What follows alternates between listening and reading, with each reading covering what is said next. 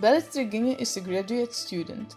In the most challenging year of her high school journey, everything is upside down. The pandemic hit the whole world. The way of teaching, communication, and social gatherings is changing. Belit wanted to start studying journalism in Denmark next year. Will the pandemic affect her decision in any way? Does she think that the coronavirus will somehow affect the functioning of the media in the future? And what does it mean for her to become a journalist? We'll talk about it with her today. Belit, do you still want to become a journalist, or have you changed your mind under the pressure of the events of the last year? Well, truth be told, my motivation was a little compromised just based on everything that's been happening. I think it's very difficult for everybody to keep themselves motivated and to stay focused on the plans we've made perhaps before the pandemic. But yes, I do still actually want to be a journalist. I thought about it very thoroughly, and it's just a conclusion that I made that that is something I want to pursue and that is something I want to work hard for, since I am just very interested in the topics, especially of the modern day, of the journalism that's been happening lately. And I also think that it's very important for the world that there are still good journalists and the ones that actually care about the society and about the people perceiving the situations happening. And yeah, that's just kind of the conclusion that I came to. What are you most worried about when starting a new school?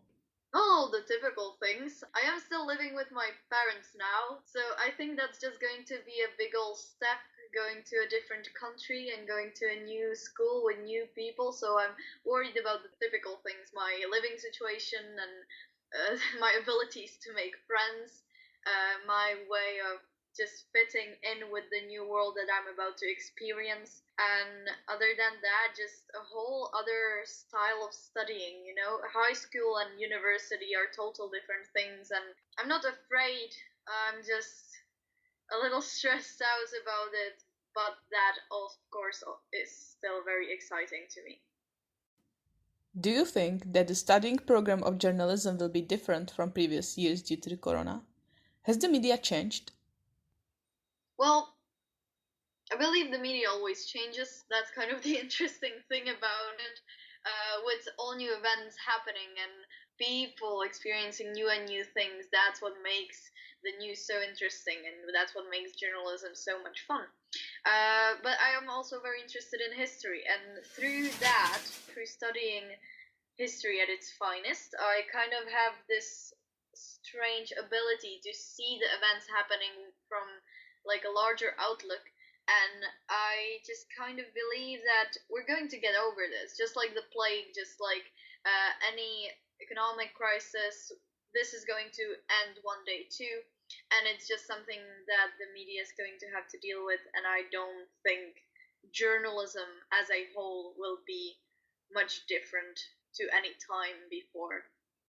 So, what's the reason you want to study journalism?